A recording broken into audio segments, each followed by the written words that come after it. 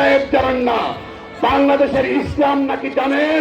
পিনাকি ভট্টাচার্যর মুখে নামের শেষে ইসলাম থাকলে ইসলাম হয় না। এই এলাকার গণতন্ত্রকে অব্যাহত রাখার আহ্বান জানিয়ে আমি আমার বক্তব্য করছি। বাংলাদেশ জিন্দাবাদ, বাংলাদেশ জাতীয়তাবাদী যুব সহ নেতৃবৃন্দ, আসসালামু আলাইকুম।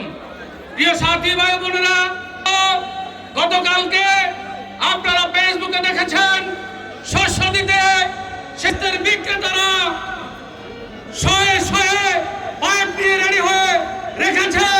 প্রতিটা কেন্দ্রে আমাদের দলের নেতা কর্মীদের উদ্দেশ্যে বলবো, সাদের শেষ করে দিবেন, আপনারা পাহারায় থাকবেন। সেই বেস্টের বিক্রেতাদের অপপ্রচার ব্যর্থ করে দিয়ে ধানের শীষে বিজয় ফিরিয়ে আনবেন।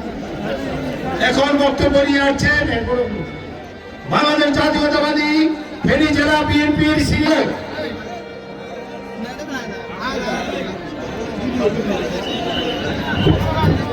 একটি জনসমুদ্রে পরিণত হয়েছে।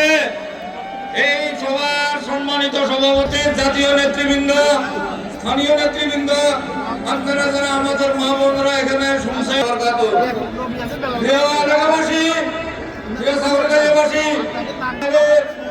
একটি রাজনৈতিক প্রতিদ্বন্দ্বী দলের নেতা ইদানিং আমাদের অনুরোধ আপনাদের প্রতি, ওই ঘাটতির যেন আমাদের বাজেয়াপ্ত হয়ে যায়।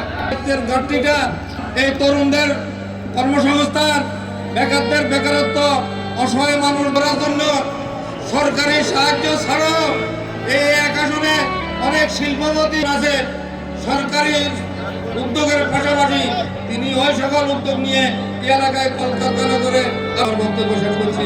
খোদা হাফেজ। বাংলাদেশ জিন্দাবাদ, বাংলাদেশ জাতীয়তাবাদী দল জিন্দাবাদ। সংলাপ পৌরসভার সাবেক কমিশনার পুরা বিএনপি সংগ্রামী